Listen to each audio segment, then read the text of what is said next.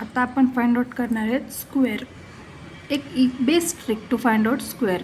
आता आपल्याला खूप मोठा नंबर दिला आहे 64चा स्क्वेअर. तर आता 64चा स्क्वेअर फाइंड आउट करणं म्हणजे 64 × 64 नॉट पॉसिबल. हे खूप अवघड, याच्यामध्ये आपल्याला जायचंच नाही आहे.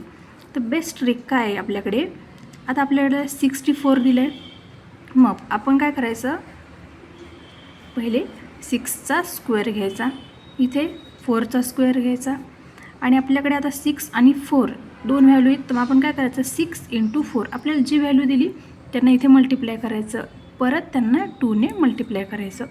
जी व्हॅल्यू असेल त्यांना स्वतःसोबत मल्टिप्लाय करून घ्यायचं आणि परत त्याला × 2 म्हणजे त्यांचा डबल करून घ्यायची. आता 6चा स्क्वेअर येईल आपला 36 प्लस 4चा स्क्वेअर आपला येईल 16. याची व्हॅल्यू काय येईल 6 4 × 24 × हा 2.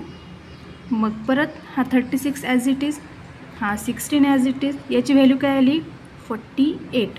मग आता मला सांगा, आपल्याकडे इथे काय आलं 6. मग हा 6 इथे कोणती पण व्हॅल्यू येऊ जा, ती आपण काय करायची ॲज इट इज खाली घ्यायची. मग याच्या शेजारी काय आहे 1 आहे.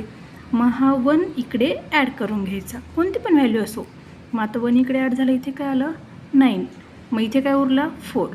ह्या सगळ्यांसोबत ॲड केलं तरी पण काही प्रॉब्लेम नाही, बॉरो इकडे येईल उरलेला.